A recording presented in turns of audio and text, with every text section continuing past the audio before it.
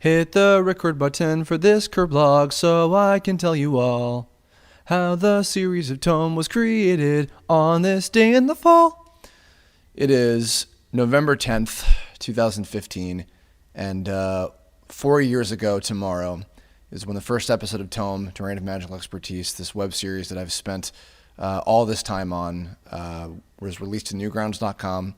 And it's been an amazing journey, and I want to start off by, I know you've heard me do this a million times, but I will never stop because I truly mean it. Thank you, every single one of you, whether you were here from the beginning or you just joined yesterday or discovered the show. If you've been a fan of the series at all and enjoyed it in any way, shape, or form, thank you so much for all of your support. And I've been wanting to do a lot of things kind of in these last 4 months ever since we premiered the series finale at Anime Expo and then put it online and everything and back in July. I've been trying to do a lot of things kind of showcasing behind the scenes things and just doing anything I possibly can to give back to all of you who have supported me and all of my crew, all the cast and crew and everybody who helped make the show possible in any way that I can. So I've decided to do this little Kirblog as kind of a sort of retrospective, a bit of a look back on everything, and tell the complete story from beginning to end of how the show came to be, how it is, what it is, and everything from beginning to end. And so this is going to be kind of a free form. Might be very long. Hey, it might even be the longest Kirblog ever. I don't know. I've just hit the record button less than 2 minutes ago, and we're going to find out. But this will be a very chillax, laid back one. So this will be just for obviously the most hardest of the hardcore fans that want to know all of this. And I've probably mentioned a good majority of things about this whole story from beginning to end in various commentaries and other Kirblogs, behind the scenes things and stuff like that. So I apologize ahead of time for probably what would be a lot of repeated information, but I figured having it all kind of tied together in one place here would be something nice for everybody, and I hope you all enjoy it. So let's get started. I guess it all began well over a decade ago, and I was still in middle school at the time. Mike Lucas, my best friend, who is still my best friend to this day, had moved away. We went to school together from late elementary school and onward, all the way through college. And Mike, for some circumstances, of his own life, had to move away to New Jersey for about 2 years. And so he and I were keeping touch with each other over the internet. By that point, I had already, I had been Kirbifer for at least 3 years or so. I had invented that screen name when I was 12 at a babysitter's house. I've told that story on one of the first Kirblogs I ever did. But and he was Ultimate Creature the Second at the time, and we were, just keeping in touch over AOL Instant Messenger and things. And around that time, I can't remember exactly how I came across it, like what led me to it at first. I want to say that it might have actually had something to do with searching for something related to new Pokemon episodes at the time. Because I think that Pokemon Advance hadn't even started yet, or was close to starting at that time or something. But either way, I came across this little website called TOME, which has now been defunct for many years. It's been transformed into TV.com by its creator, John Nestoriak, who Webmaster is more or less based on, not in personality, but at least in namesake. So I found this website, and I came across the message boards. It was the first time I had ever done anything socially on the internet, was going to this forum, and it was the Pokemon section of the forum, because basically TV Tome was kind of like Wikipedia before there was Wikipedia, and it was just for TV shows and movies and things. So every single show or movie or whatever had an article and had a message board to go along with it, and there was also like a users lounge and different things like that kind of mixed around. So I was going through this website and I was discovering a lot of information, funnily enough, about voice actors, because I was beginning to discover that a lot of the actors that I had heard in all the different shows I was growing up with were in a lot of the same things, and I was beginning to recognize them a lot more. So then I was starting to look up information about who they were and everything, because they all had articles as well. This was, of course, well before behind the voice actors, anything like that. So this great website was like, oh, this is so cool, and I was just living on there for a while keeping in touch with Mike and continuing onward through school and everything, So I was showing it to Mike Lucas while we were talking over AIM one day, And eventually he made an account and he was kind of checking out the whole area. And it was on that forum that we met just about all of, I would say like 95% of the people that the characters in Tome were based on. For the most part, how it kind of started was, because Mike and I were always creating, characters and coming up with ideas for stories and things. And at the time, we were really big into the idea of the internet being like a cyber world of connecting people from all over the world and everything. And it was so crazy and cool and unique. And of course, .hack and Mega Man Battle Network, or rather Mega Man NT Warrior, were kind of going on at that time, and we were very intrigued by that. So this forum, this message board on the internet that we were going to when we were still young teenagers, was this kind of this magical wonderland of like fantasy, and I guess in a way, maybe more so to me, but it was a place where we made a lot of friends at the time, and sadly we haven't really kept in touch with any of them in many, many, many years. I'm sure that they're all kind of still scattered around the internet in some way. But when we were on there, this was a message board with no images. We didn't have avatars or signatures or anything like that. No pictures whatsoever. Photobucket was kind of, I think, in its infancy at that time, because this would have been 2003 or so. And so basically we were artistically inclined and we wanted to draw stuff and come up with things. And this, we were getting very, very emotionally attached to, this message board and everything. So we came up with this idea kind of collectively. This is kind of where the Jack Kirby, Stan Lee type of thing comes up. Cause I don't fully remember who came up with what in certain cases, but I remember we were starting to draw character designs based on what we thought everybody's screen name would look like. So, Flame Girl, I had, kind of like an anime looking sort of superhero girl, and everything, and, with fire and red, type of clothing and everything.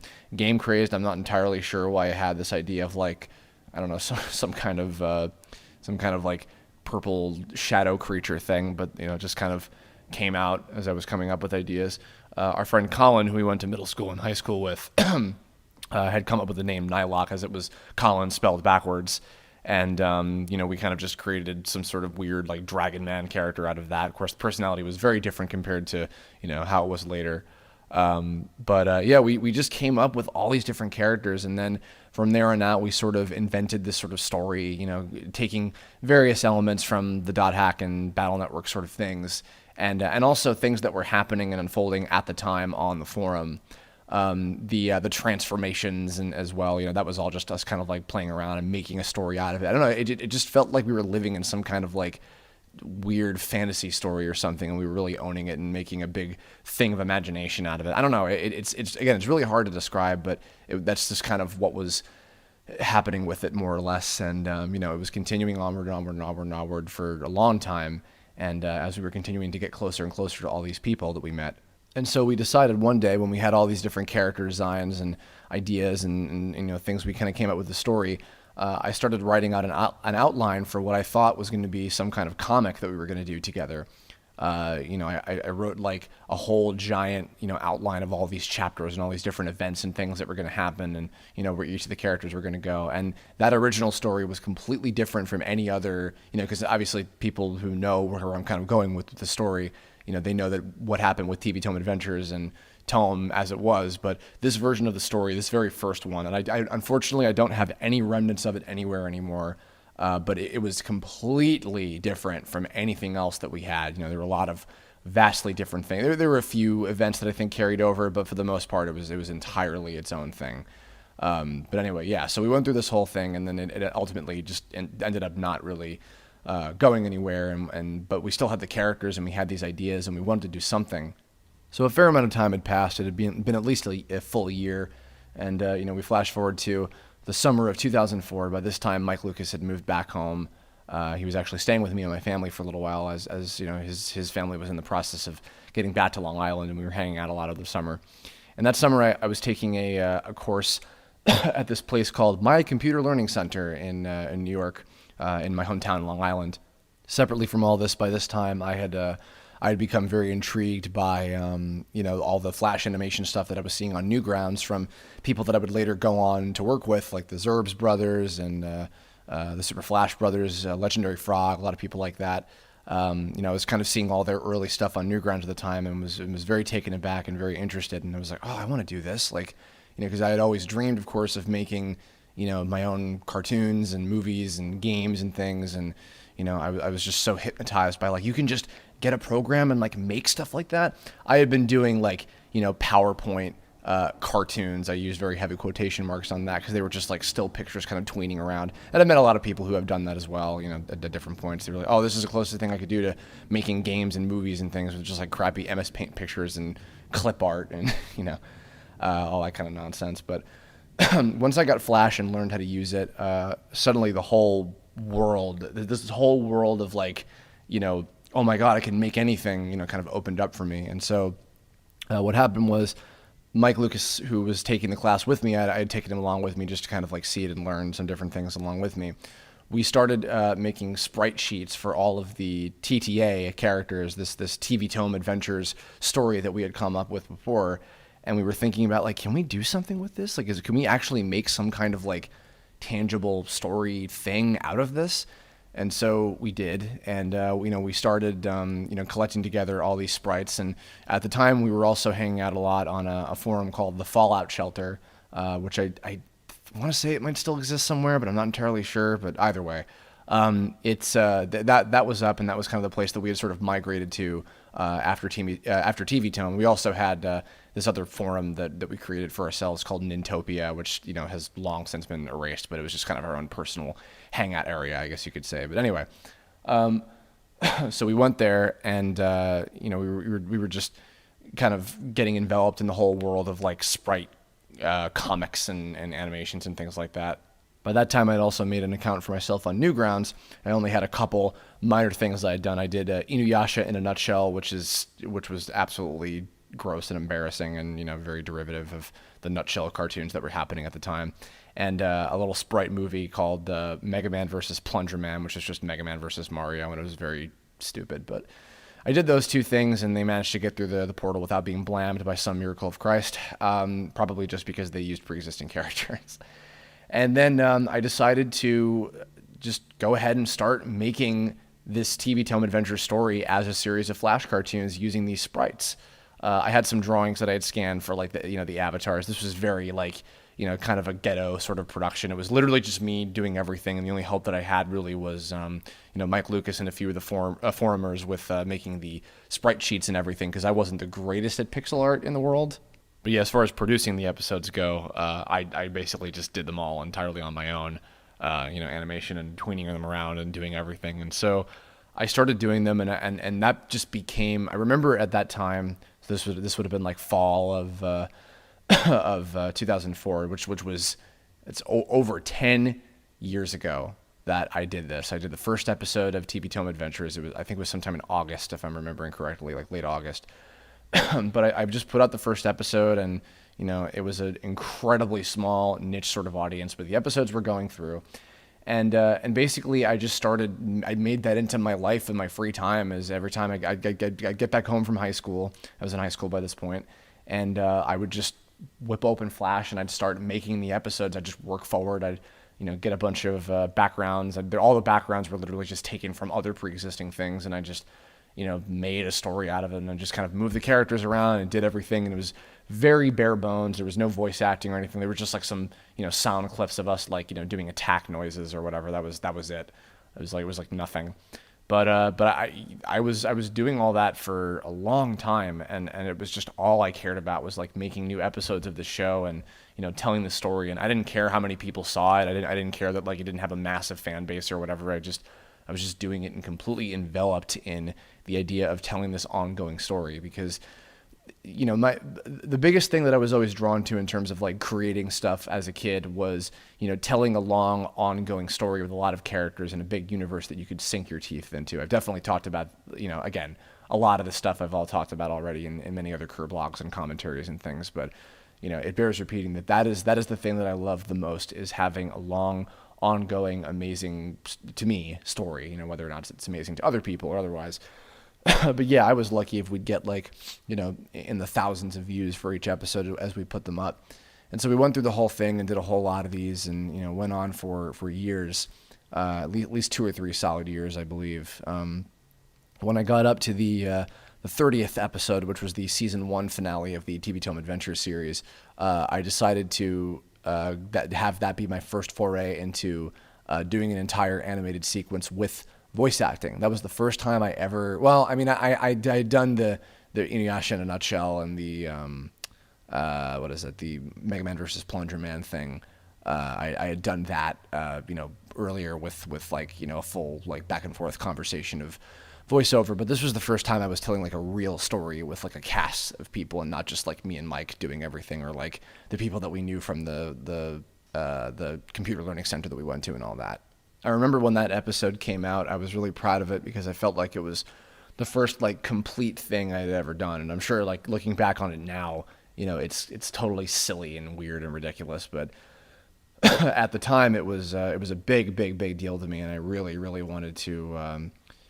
I really wanted to like show my stuff and show everything that I learned and progress. And I was like, this is cool. Like, this is just so meaningful to me. And it was getting a little bit more attention from people on the Fallout Shelter forum and getting a little bit more, a few more views than we had ever had before on previous episodes. By that point, we had done like, the equivalent of the Net King battles and all that stuff. We had done all those things and everything. But so we did all that. And then we moved on and we were doing season 2 for a long time. And then eventually we were doing season 3, which I thought was going to be short and not going to be like that big of a deal. And I was kind of, more looking forward to doing the 4th and final season of the story, which was going to be like the all new material that wasn't based on any of the things that we'd done on the forum. It was all like new stuff that Mike and I had come up with together. But as a lot of my viewers who have followed me since those early days on Newgrounds for the last, decade know, I decided to not continue with the show after all, and it was for a number of reasons. For one thing, by that point I had done the first episode, or the first episode, but the first of the 3 Parody Rangers cartoons that I had done, and that got infinitely more attention than anything else I had ever done on Newgrounds before. It was the first time I ever got something that was on the front page, and it was a huge deal to me. And unfortunately, this is the sadder part of the story, is I became hypnotized by the prospect of popularity and a little bit of making money, but certainly not to the same extent as, where it is now, where like now I can make a living off of, doing what it is that I do. But at the time it's like, we get like $250 rewards or whatever for, per monthly reward or something on Newgrounds each month. But that aside, I was really taken aback by just how much more attention I was getting and how many more people were entertained and knew about Parody Rangers compared to TTA, which I had been doing for at least 2 years by that point, and I was so much more invested into it. But yeah, it changed everything, and so I finished up the 3rd season. And, it had an ending, it had a cutoff point, and there was definitely an intention to do more. But unfortunately, it just didn't end up happening. And I decided that I wanted to focus my efforts into stuff that was going to, help me grow myself as a brand, I guess you could say. I know that sounds very selfish, and it was completely selfish. And there are still a lot of people who were like, why did you never do season 4? We wanted to see what else happened. And I put up a lot of like concept art and character profiles and like ideas of like what was going to actually happen throughout the whole story. But, it was never told, and I've never had any intention whatsoever of going back and doing it. And I know that, probably skipping ahead a little bit, I know there's probably some people who are disappointed that like I never got to do the season 4 material in the form of Tome, which of course came way later. But, I just wanted to focus on the story that I wanted to tell and that I thought was interesting. But yeah, so we went through the whole thing, and then I want to say by like maybe early 2007 or late 2006, I can't entirely remember, but we finished up TTA. We put out the last episode, which was another one. All the season finales had been fully voice acted and not fully animated, but a lot more. I was experimenting with like real character animation and like tweening around like puppets and things like that. So, and admittedly, sometimes once in a while I'll go back and like watch a few of them, like the fully animated episodes. I still have some fond memories over, and just that kind of like, this was how old I was, and this was where I was in my life at that time kind of reasons. But, they don't hold up. And often when I get messages from people, and they're very sweet and I appreciate it, but when I get messages from people asking like, where can I find the TV Tome Adventures episodes? I want to watch that, and I mean, you can find them. They're all on my Newgrounds profile if you go looking for them. They're not difficult to track down, but I don't recommend watching them just because like they do not hold up. Like, maybe you might get some like a laugh or two out of certain things, or like, there's a couple kind of, I guess, sort of cool fight scenes, but even then, it wasn't even my animation. It was all like the sprites that we derived from like, Mega Man Zero or whatever. It was a lot of Mega Man Zero edits of characters because they had the most range in terms of being able to do different attacks and things. But anyway, yeah, so we did that. We finished it up, put a cap on it. I remember doing a giant, back when Wachow existed ages ago, I remember doing like a special episode where I just answered a shit ton of questions from people about, oh, like what were you going to do in season 4 and how were you going to go about this and that or whatever. And, that was, it was what it was, but that's, I moved on and that was the end. And then, I went to college. And, by that point I was fully invested in knowing that I wanted to pursue doing animation and, being an animation artist, for my career and, wanted to pursue my dreams of things that I had been doing far before anything that I had done on Newgrounds. But of course, at the time, I was still very much invested into that community and, wanting to really strut my stuff and show myself off as an artist and everything. And, so by that point, I had done the 3 original trilogy episodes, I guess you can say, of Parody Rangers, the Super Freaking Parody Rangers series, which had really taken off and put my name on the Newgrounds map, I guess you could say. But I was doing that. And then eventually, of course, the Parody Rangers movie, which took me a very long time to finish from beginning to end, and the parts that I'd split up with it and everything. But yeah, I had done that, and then eventually I was also, further tantalized by, oh my God, the video game parodies really get you a lot of attention because they're so easy to just grab people and do that. So, I'm going to do video game parodies now, which, of course, brought about the Nintendo collabs and Brawl Taunts and all that stuff, and all those different things. So I was doing that for many years while, going to college and everything. And then there was one year, I want to say that it was my second or third year of college at the School of Visual Arts. I was taking an anatomy class, and I decided that I wanted to draw this giant illustration of all of the characters that had ever been in TV Tome Adventures, including the 4th season that never happened. I'm not entirely sure what convinced me of it, but I remember I finished up my final assignment early, which, we had to like do these really detailed illustrations of bones and like a big skeletal system and everything, and I wasn't really enjoying it because it was a class that was important, but I wasn't appreciating it as much as I should have, which has made my art suffer, but that's a whole other subject in and of itself. But anyway, when I had some free time, I decided that I wanted to work on this illustration. I had a giant space to do it, and I had this big ass piece of paper, and I was like, all right, I'm going to do this. So I laid out this giant illustration. I drew all of the characters on. I had this big, massive picture that I just drew everybody on, every single character with, Alpha and Zeto, having like a locked fist, punch of like rivalry in the middle, all that typical anime bullshit. You can find that. I think it's called Massively Multiplayer Epic on my DeviantArt page. Maybe I'll have a link to it somewhere. But yeah, so I was doing that, of course, and I decided that, this would be cool. And I do really remember liking these characters a lot. What is it that I would do with them now? And so I did a few other pictures. I did these other, various illustrations of, the main 5 characters, kind of like figuring out, what would they look like? Like, how would I draw them today? And, what would I do differently with their designs? What would I do differently with their characters? And I'm trying to remember something about those early days, like when it was still in like its infancy. I remember I started thinking of like what the story would actually be, and I had like some very, very basic kind of ideas, and of like how I would take what it is that I had already in the TV Tome Adventure series. And so the story was kind of just like the new story of what eventually became Tome, Terrain of Magical Expertise, as you guys know it, was just like kind of various ideas floating around in my head. And of course, I should mention this. There was a stage in the idea process of me wanting to see if I could do it as a game. But before I get to that, I'm trying to assemble everything in the proper order, of course. Comic-Con San Diego, I believe in the year 2009. I brought this big sketchbook with me, and I was doing a lot of drawing that weekend. I was hanging out with a huge group of friends, like 10 different people that I was hanging out with, including Mike Lucas. Funnily enough, he was there, and Zach Bellissimo and Tara Billinger and a few other folks. And it was a wonderful weekend. It was definitely had some stress for reasons I won't get into, but it was a great weekend. And I can't remember exactly how it started. It might have just been like off the kick I was having from earlier that year in school.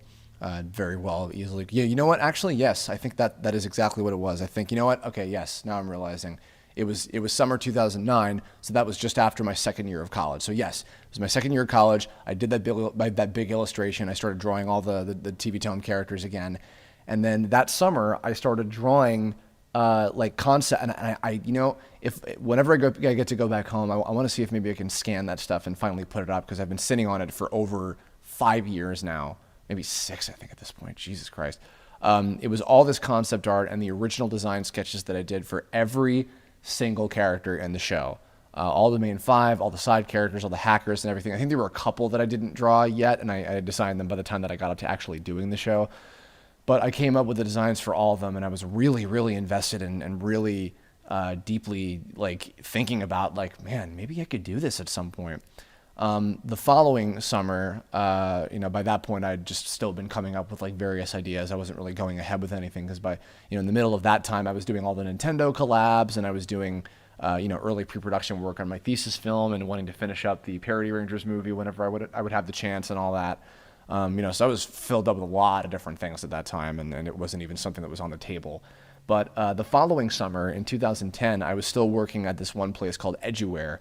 It was a company that I think I've talked about it maybe a couple times before briefly, but it was a place where I was kind of their general in-house like graphic designer, animator, video maker, game designer. I was doing a lot of different things for them, for this small little company just in Long Island that was doing educational software, and I was coming up with different things for them, different graphics and games and things like that for their software. And there was a programmer there. I unfortunately can't remember his name, but he and I got along really well, and he was kind of giving me the tools to put together some sort of platformer game. And I talked with him about, hey, dude, we should team up together and make some kind of game. So the first concept I had for actually putting the story out in some sort of tangible form, and I do still have that outline somewhere, I think, on my computer, but it was basically an outline for an episodic game. So what you guys remember as each individual episode of the show would have been an installment to this ongoing platform game, where it would have been, one episode would be like a couple levels and maybe like a boss fight or two, basically. And that's how it would have progressed forward. And I laid out, I want to say that I laid out like 20 episodes or so, maybe less, maybe more, I don't know, but around 20 or so episodes of, to install with this story idea. And I laid out like what would happen and where you meet these characters and when you'd play as who and how you do what. And the overall layout was similar enough to how the overall series went eventually when I made it. But a lot of the finite details and things that I was doing for the character development in particular, and like the real personalities of everybody, that didn't come until I actually did the show and started writing episodes and everything. But that's going later. So 2010, I was first kind of formulating that, and but what I was mainly focusing on, of course, was doing my thesis film, Balancing Act, which was the final thing that I had to do in preparation for finishing up college. So I was doing that, and then also at the same time, I wanted to finish up the Parody Rangers movie, which I had done and I'd finished in 2010, and then also the third Nintendo collab, which was the final one of that series as well. A lot of trilogies of things I was doing, obviously. Brawl Taunts as well, but we don't talk about that. Anyway, so I did that, and then, I was showing off some of the ideas and the drawings to different people, and I was like, I'm kind of thinking about this, and gonna see if maybe I can do this. I don't know, and there were a few other differences and other things that I was doing with it and all that, but I think the basic beginning, middle, and end of the full story that I had planned out was actually pretty close to the vision that I had on the series. A lot of the key events. I think definitely by that point I had decided to have Kerbifer and Zeto be the same character, and having Game Crazed and Softy, who was still Motherboard at that time, to be the same character as well. and how the layout of the characters are going to be, and the hackers and everything, and etc. All that stuff. I had all that planned out pretty much from the beginning. And so college finished up. I finished my thesis film. I was out of school, and I was like, all right, well, now what am I going to do? And it's funny because even back then, and this would have been like spring or early summer of 2011. I was going through something kind of similar to what I'm going through now, where it's like, well, I finished up one big project, and now what the hell do I do? Like, what am I going to do next? I have no idea. And so after that point, I started doing some freelance things. I was doing a little bit more voiceover work, and I was doing stuff for Skullgirls, of course, and so I didn't really know what to do. And then I started thinking about, like, well, what if I did this tome idea, this TV Tome Adventures thing, or the Tome Advent, I think was another idea that I had for the title. I was thinking about, like, what would I do for this? And this next part I know I've talked about many, many times, but it always bears repeating, because one of the main people that you have to thank really for the show going ahead and being made in the first place is Liz. Liz Losey has just moved to Indiana at the time after going through some pretty rough shit in her life, and she and I were getting to know each other finally, and really like spending a lot of time together and talking and everything. And I was telling her a little bit about this idea that I had, and showing her a lot of the characters and the different ideas and things. And she was like, "You should just do it. You should do it. Like, why not? Go for it." She was kind of what my equivalent to what Takahata 101 was to Team 4-Star when they were thinking about doing Dragon Ball Z Abridged. It was just like, do it. Why not? Just do it. So I made a game plan, and then what I believe, if I'm remembering correctly, I believe it was Hurricane Irene had hit New York at the time, so I went through a power outage, and so I didn't really have much internet, I didn't really have much electricity at all, but I used any energy and any resources that I had whatsoever to start writing and drawing and creating. So throughout the summer of 2011, I started creating all of the assets, all the sprite animations for all of the main characters, and Raccoon and Doubling, and any background characters I needed for episode 1 of Tome. And those of you who have seen the recent animation reel of all the sprites and everything that I put up this past week, that was all the stuff that I was making, or not all of it, but like, everything that was necessary for the first episode, I had finished and put together in that time. And I spent, particularly during the time that the power was out throughout all of Long Island, and that summer when Irene had hit, I was writing. I wrote 8 episodes. That I know I've went over many times in the commentaries, and then of course we added episode 4 to the mix later, and everything got moved up by a number, blah blah blah. The whole story. But I wrote those 8 episodes, including, I remember particularly episode 2. I was writing in the dark. On a piece of paper with like candlelight, the script for the scene where Alpha and Kerbifer and Nylok go to the mansion where Astrab has built and everything. And then I also remember, I think I was writing what became episode 5 but was episode 4 at the time, where Zeto and Kizuna as Tiger Lily show up for the first time, and really being proud of that one. Still one of my favorites to this day. So I had all those. And then I started to assemble a team of people to help me out with doing it. So by that point, I knew I wanted Shady for the voice of Alpha, and we had worked together a fair bit for the last year or so, and had gotten to be friends. And so I approached him with the part of Alpha, and I also wanted him to sing the theme song, which Kadjit I had wanted to work with as a musician for at least a year or two, I think, by that point, and because I loved his music on Newgrounds, and of course, as a lot of people who know the soundtrack know, a lot of the songs that I heard from him originally later went on to be tracks in the actual series. And I can still remember when I heard the title screen theme of this game project he was working on that never went anywhere, called The Dimensional Force of Oxnard. I heard the title screen theme, and immediately I was like, I am going to write lyrics to this, and I'm going to make this into our theme song. And I wrote Battle On that day when I heard that song. So from the very beginning, it was an incredibly small crew. It was me on animation and all the main stuff. Shady on sound effects, mastering, playing alpha, of course, and singing the theme song, which we had put together by that point. Kadget to do more of the music that was needed, most of which was stuff that he had already given me, but I had him compose a few new tracks for the very first episode, just to use for, going through everything. And, so I was doing that. Of course, we had Terrence Lipinski and David Smith doing background artwork. And then later, by the second episode, we had Jordan Lasco join in as well on that, and she's been fantastic. And then, who else was there even? Of course, Liz was just kind of the general, before she was the script supervisor, which happened later on in the season. She was just kind of my sort of general assistant in, overall on the show. But, and then of course we had our cast, which, Martin Billany we had on Nylock, which, once I finally realized that he was perfect for that part, it was a no-brainer, and I had him on board. Of course, for Flame Girl, we had an audition. That was how I discovered Anna, or rather, I knew of Anna, and she auditioned, and then she got the part, of course. I had Casey Modulo on Game Crazed, knowing full well that where Game Crazed's character was going to eventually end up with, becoming Softy, and Casey, was perfect for that as well. And then, of course, Devin Mack and Edward Bosco playing our first two bad guys, Raccoon and Doubling, in that first episode. So that was it. That was everybody. We just went forward, and I put together the first episode. I spent like as much time as I possibly could on it, and it was my everything for a solid several months. And I decided all right, I'm going to go for it. And Newgrounds at the time, Tom Fulp was very kind enough to offer some sponsorship money. We had a $1,000 budget for the first 4 episodes of the show. I can definitely admit that at the time, and I'm sure the others can probably, even agree with me on this.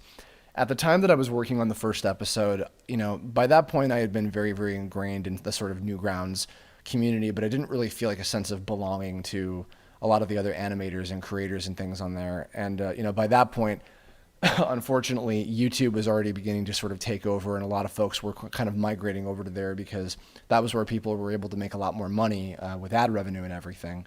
And but now, that's just kind of how it is, completely. And Newgrounds doesn't have nearly the same sort of draw to it as it used to, which is a shame. And it's not their fault at all, really. It's just kind of how this sort of thing evolves with internet entertainment, I guess you could say.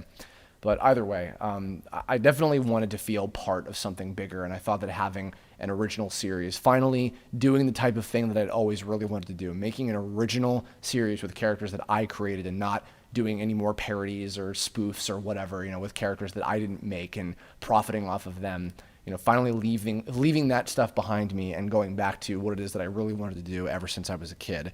It felt amazing. And really kind of remnants of that, that in-club mentality that I guess I was kind of striving for, or whatever. It was stupid, was that I had a lot more Newgrounds-related people that I wanted to have in the cast at first. There were a few people that were lined up for certain characters, but they ended up not eventually really being in it because they were too busy or they just couldn't do it at the time. There were only a few that ended up actually being part of it, people like Happy Harry and Yuki no Joe, guys like that.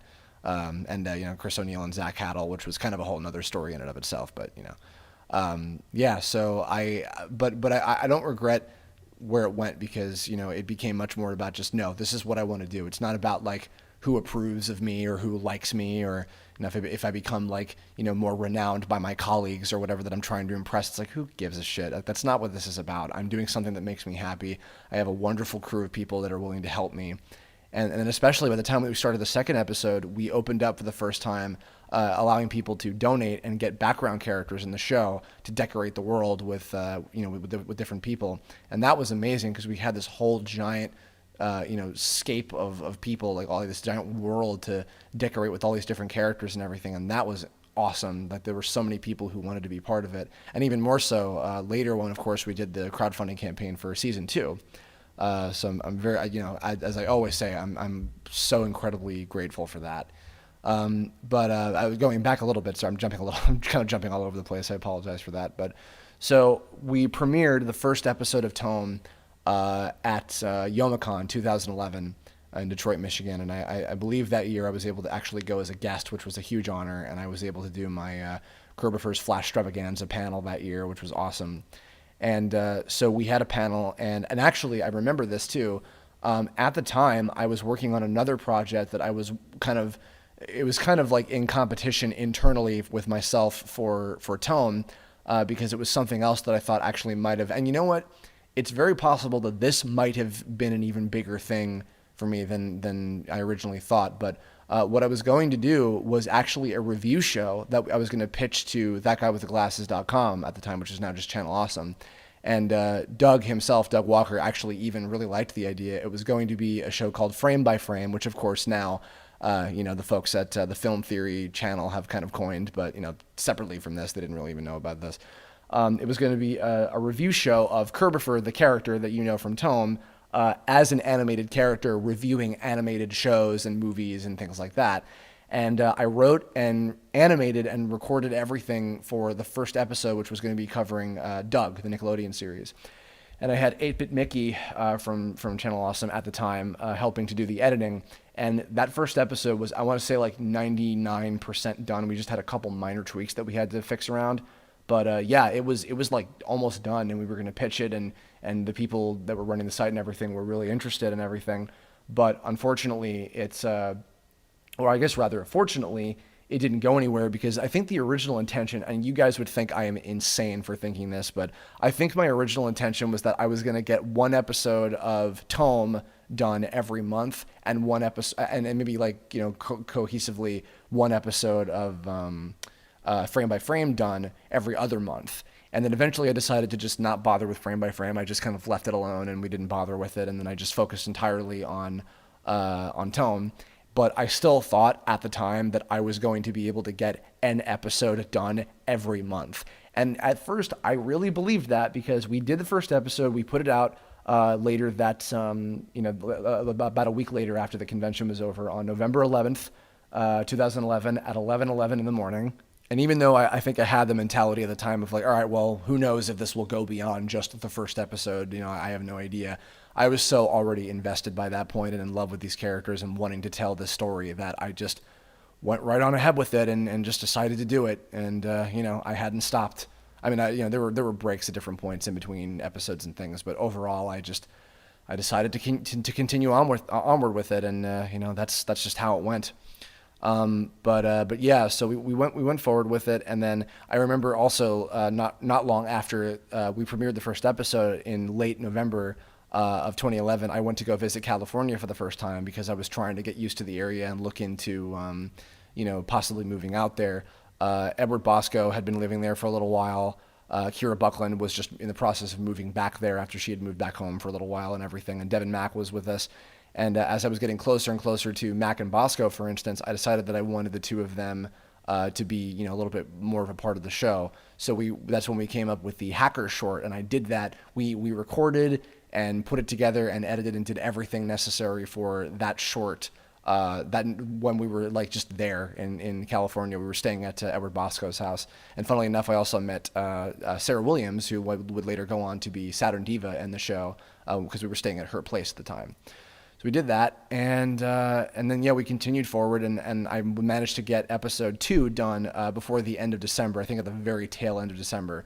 So I was like, yeah, I can do it. I can finish each episode per month. And then by that point, obviously, a lot of people who were following it from that early on when it was on Newgrounds know that I got some not so great, not very favorable reviews from a lot of other animators, including Chris O'Neill and Zach Haddle, the Hellbenders guys, for those first 2 episodes.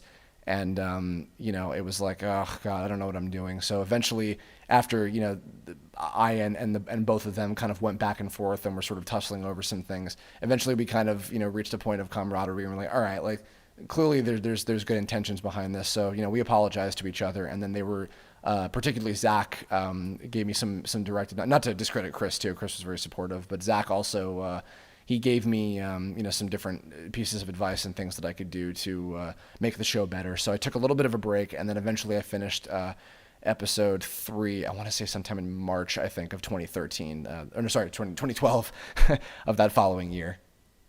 But definitely around that time, I think I guess it would have been spring of 2012, I was beginning to have a lot of doubt in myself. I was losing focus and control and like my confidence in like if this was the right thing that I had tried to do. And so we continued onward, and then around that time we added in the idea for episode 4, and I worked on that, and that was the last one that Newgrounds was going to be able to sponsor as well. So I worked on that episode, and we conceptualized that one. Of course, it's Fragged Quest. We conceptualized that one as if it might have been the final episode of the show, because I didn't know if we were going to be able to continue forward, even though we had the sort of pre-tournament and then actual Gemini tournament arc episodes up until 9 written out already. By that point, I just wasn't sure if it was going to continue to go on. So we finished episode 4, and then there was kind of a crossroads, and I'm like, oh, what am I going to do? I don't know what's going to happen next. And then, it might be incredibly self-indulgent to say, and I think I might have said this before too, in like somewhere, I don't remember where exactly, like some commentary or something, but Zeto showing up in episode 5 felt very self-indulgently empowering to me, because Zeto was like this kind of, Kirblog was like this sort of joke, like the kind of like that goofy, angry, like, cartoon character that sometimes people, I guess, perceive me as or whatever. And then Zeto was kind of that more cool, confident, like badass, like I'm going to do the right thing no matter what it takes kind of side. And I think I was just very like selfishly kind of motivated of like, I want to get up to that point, but I'm really glad that I did, because even beyond my own kind of like, proverbially jerking myself off with that whole kind of thing, getting to those following episodes, especially episode 6, which came afterward and had the scene with Nylok talking in his real voice for the first time, and then everything after that with episode 7, which Liz really helped make shine with the revisions and things that she did. That was going a whole year later, by 2013, by the time we got up to that stuff. But yeah, I'm really glad that everything turned out the way that it did, because I think that getting to that point with everybody's help and moving forward and reaching the point of where a lot of all the 5 main characters in particular reached a very massive point of development in their personalities and everything, I think was huge, and I was very, very, very glad that we got to have all of that together, more or less, and especially because it created a lot of the biggest scenes that people grew on to really enjoy in the viewership and everything. So even though maybe like there was a point of like self-indulgence and like me thinking about myself, like I was once again getting back to that point of like showing my stuff and just, strutting like, oh, look at how cool I am or whatever, which I tried not to ever like fall into that. And I try to keep myself tempered and everything, because, I did the Kirblog about self-insert characters with Kirblog and Zeto, and I wanted to differentiate them, but, from me as a person, they're definitely different enough from me, but like at the same time, like it's very much the whole show, especially like Kirb/Zeto's arc, but the entire show was a self-expression.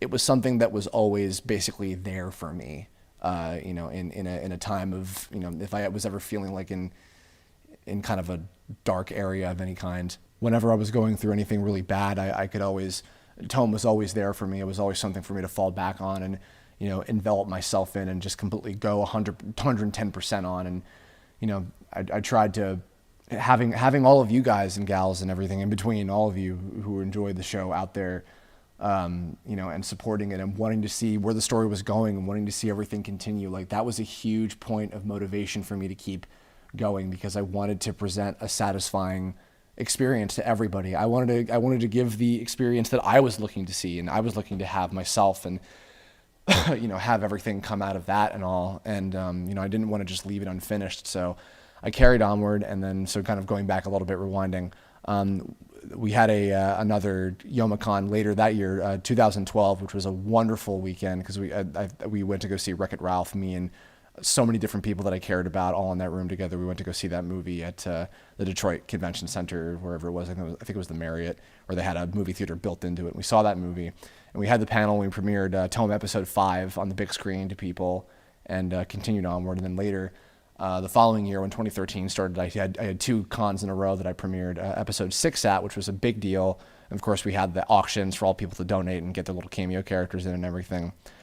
And then I continued onward throughout the year, and then I managed to finish up the entire rest of season 1 within 2013. And there were a lot of rough patches and a lot of hurdles and obstacles that I had throughout that time that were really difficult. A lot of things going on in my personal life that were really, really hard for me to contend with. And I just, again, TOME was kind of the thing that I held solace in and was really proud of, and and had something to just like feel like I had a sense of purpose. So it's part of the reason why, no matter how it turned out, the fact that just anybody cared, anybody gave enough of a shit to want to watch this show, and who were invested emotionally into the story, and who identified with the characters at all of you who contributed. And I don't just mean like those who like donated or did fan art or whatever, like just contributed by just enjoying and caring at all about the show. Like, all of you are probably the single biggest reason collectively as to why the show continued onward, and why eventually, when I got to 2014, I decided to do the crowdfunding campaign for season 2, and somehow in the span of a full year, I was able to get all of season 2 finished, and I was able to tell the entire rest of the story that I set out to tell in the first place. That is all because of you guys and the motivation that you gave me, and I have, of course, my entire crew to thank. They were all there for me through thick and thin, from beginning to end. And without their support and dedication and everything that they did for me, then the show wouldn't have been made. It wouldn't have been able to be what it is that you know it for now, and what you've seen. So I all of them, everybody that ever did anything for the show and helped me, complete this vision of mine that I held to for so many years. I owe all of you, everybody listening to this, everybody who is part of this, I owe you all absolutely everything. And the kind of ultimate culmination that came of it, and we told a lot of stories about it on the final episode commentary, me and all the main cast, but I really, really, really wanted to get not only another public screening, but I wanted to have all of the main cast be there for showing off the finale, and have it be like, a great experience for everybody, for us, for me, for the viewers, for everybody. I wanted it to be something that was worthwhile, that would be a massive payoff. And I owe, in that case, thanks to Ben Diskin for hooking me up with the people who run Anime Expo, that I was able to do the panel and get the screening and do our autograph session and everything. and yeah, as a result of that, we had a full room, and it was definitely not like, this gigantic, stadium worth of an audience, but the people who were there to see the final episode on the big screen of that panel on Sunday morning were just a bunch of the most amazing people ever. And even the day before that, when we did an autograph session, we maybe had like 15 people at most show up, like in total, but there was a mom and her like 2 kids that came in who were wonderful. I think they've posted on the Facebook a few times. Thank you guys for reaching out. And I believe there was a guy who like flew out from Ireland like that weekend just to be there and like see all of us and get our autographs and everything. And I was able to show a great weekend to Shady and Anna and Casey, and Mac and everybody who was there, all the cast members who were there for it. They were incredible, and I was able to show them a good time that weekend while they were there visiting. And and then it was all worth it when we showed the final episode. These 4 years worth of work, culminating into this final thing. And the show is definitely not a massive work of art. It's got a lot of very basic flaws and a lot of things that probably could have done better. A lot of maybe even advice that I could have taken and changes I could have made to make it better. I was very stubborn about my vision and really wanted to do it the way that I wanted to do it. But doing this show, for better or worse, in however way it turned out, for all of its flaws and for however much success that it got, all of it was so incredibly beyond like meaningful, satisfactory, just emotionally moving. I mean, that screening, we all watched the episode probably like 3 times over the course of that whole weekend, all of us together, and we, the screening, we were all crying. It was this massive, amazing experience, and then even on the final day when we were all hanging out at the hotel and we were just eating the cake that my neighbor Lauren made for us, all of us, which we showed that video on the Facebook page if you haven't seen that. And just that whole entire thing, it made everything worth it. It made the entire journey, all the hardships, all the difficulty and everything. It made everything so amazingly beyond worth it. And I owe all of you so much for that.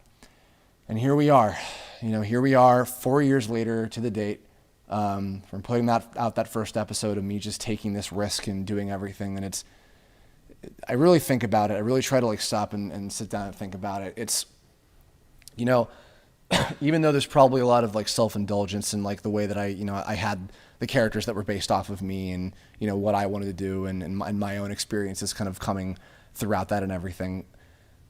The way that the whole entire experience started was, kind of going full circle here is, my best friend moved away and I wanted to keep in touch with him. And, Alpha was, even though he's very, very different from how Mike Lucas is, Alpha was based on Mike Lucas and Kirblog was based off of me, and they were best friends, and Mike is still my best friend after all these years. All of the stories that I tell, the ones that I want to tell, including like stuff that I haven't even been able to make yet, self-indulgently, they're all about my life experiences and my friends and the people that I love who have treated me well and that have made me feel really special. Mike is a person, he's one person of many, but he's like my family who, have really changed my life and taught me so much about life and helped me grow as an individual. And, I'm 26 at this time. I think maybe 27. I don't remember. I legitimately don't even know. I'm old now. Congratulations. I don't remember how old I am. Anyway, the point is I'm an adult, but I'm still learning so much.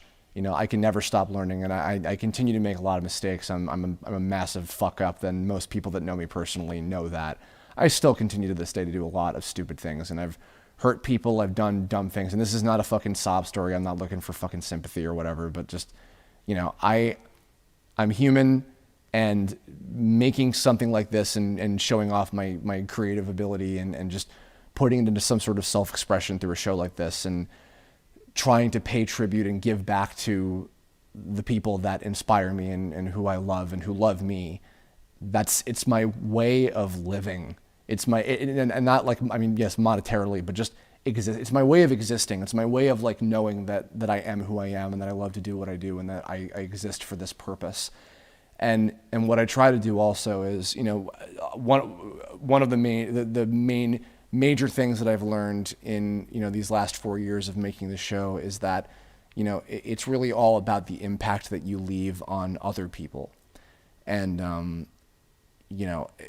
I'm so incredibly grateful the most for, any time that anybody, including even people on the crew, like, the folks that, that worked with me on the show.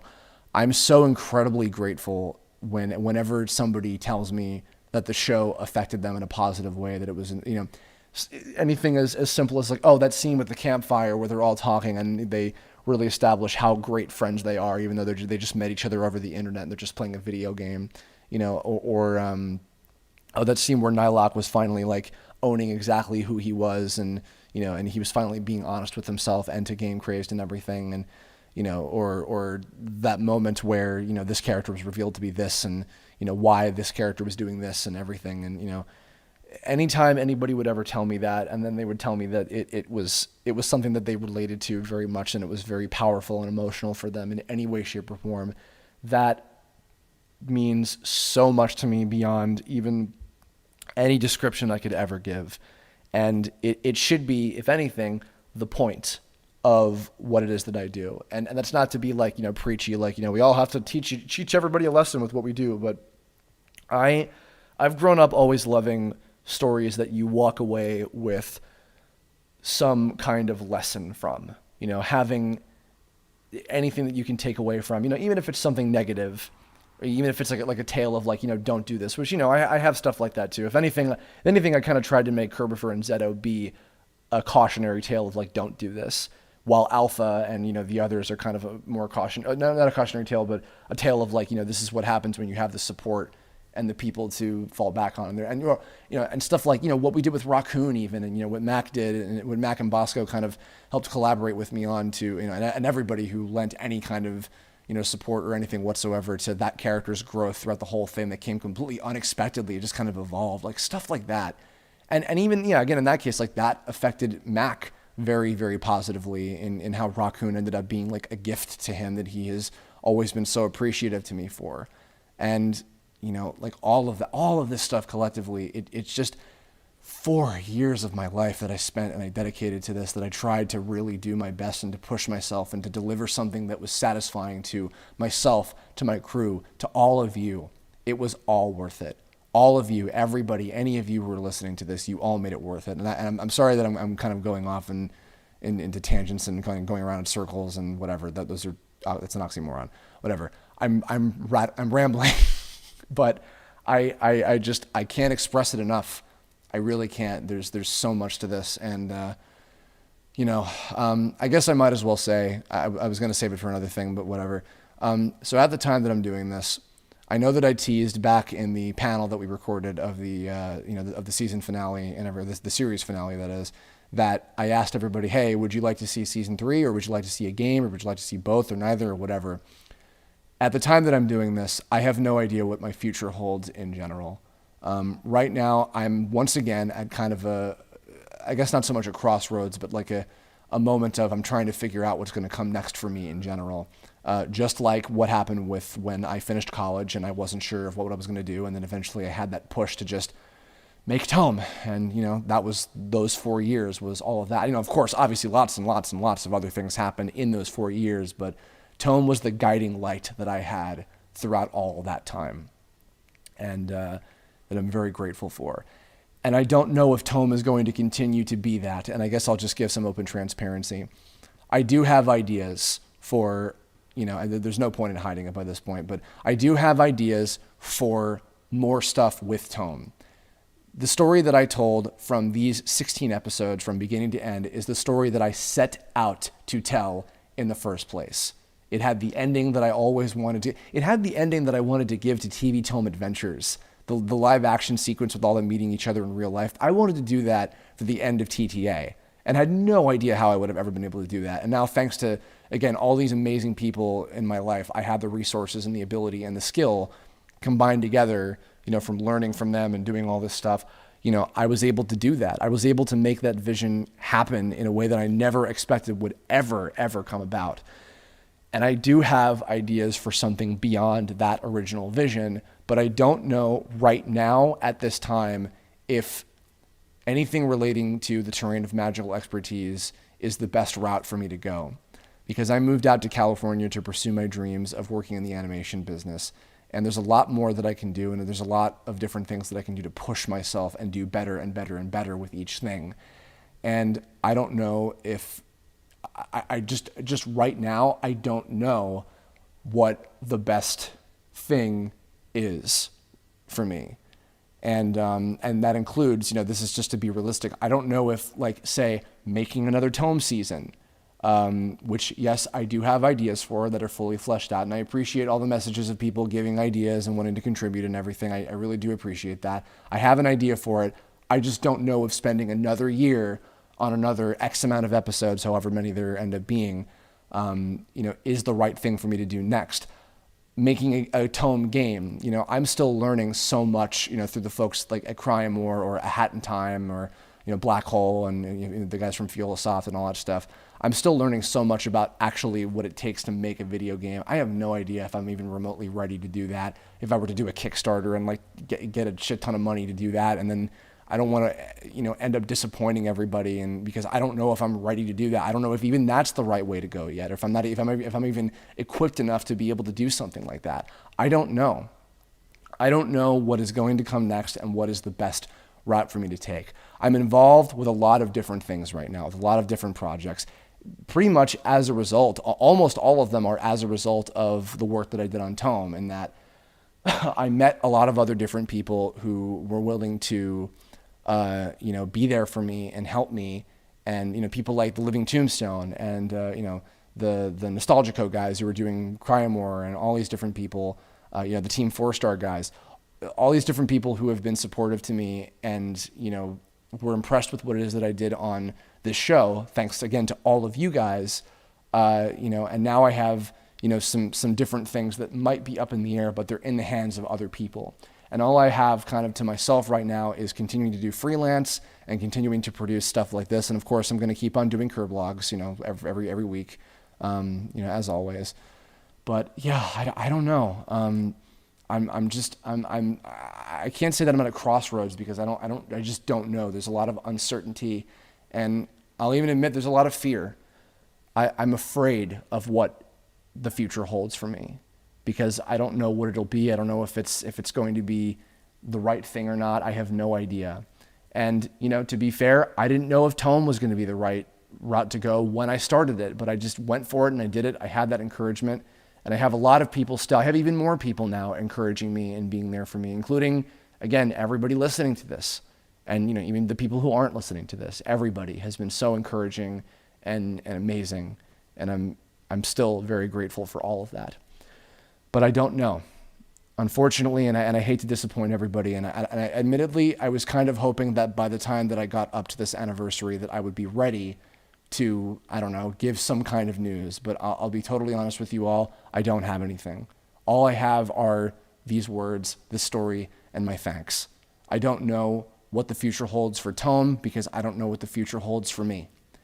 And, if something were ever to come up again with these characters, with this universe, with this story, with this world, and all the stuff that you guys have grown to love over the course of these last 4 years, I will all let you know. And when and if that day ever comes, I'll look forward to it myself, and I'm sure it'll be incredibly exciting.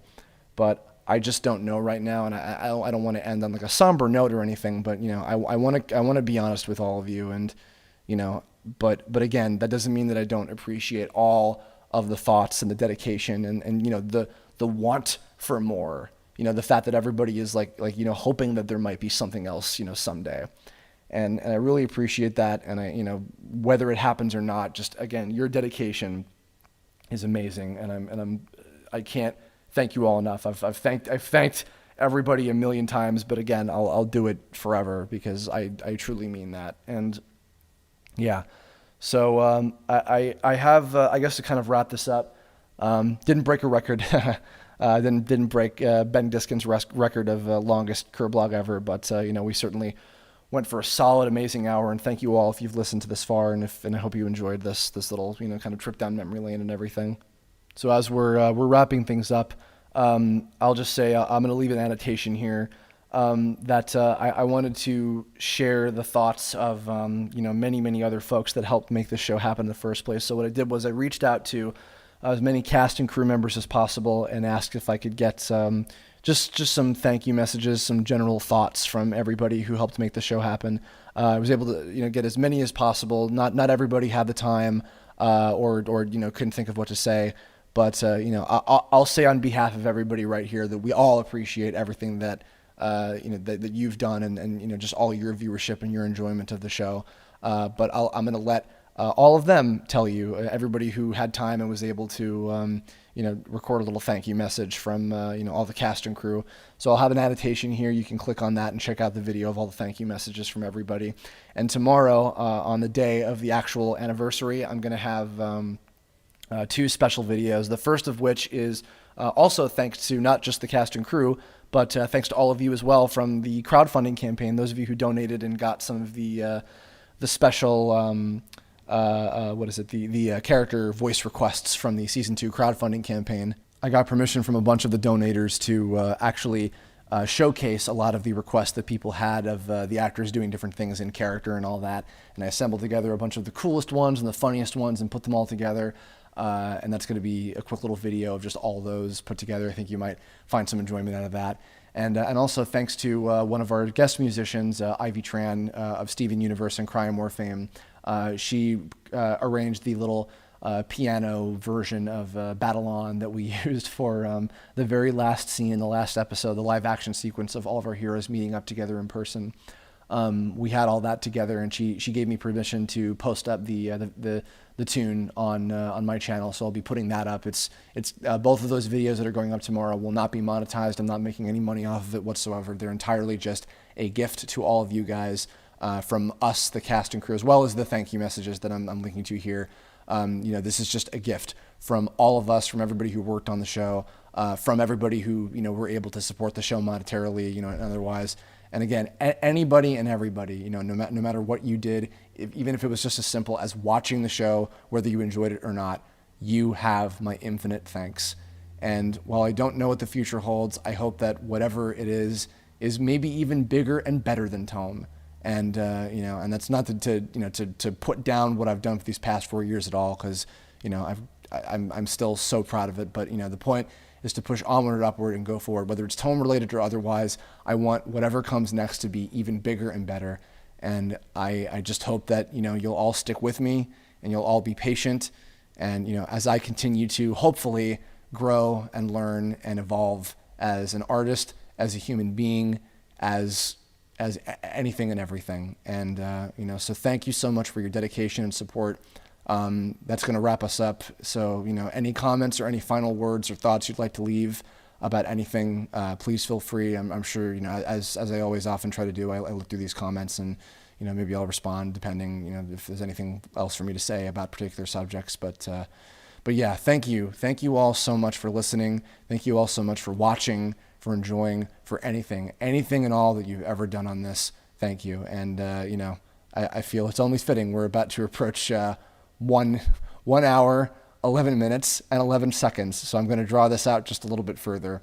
And yeah, so I know that there's not much more really for me to say.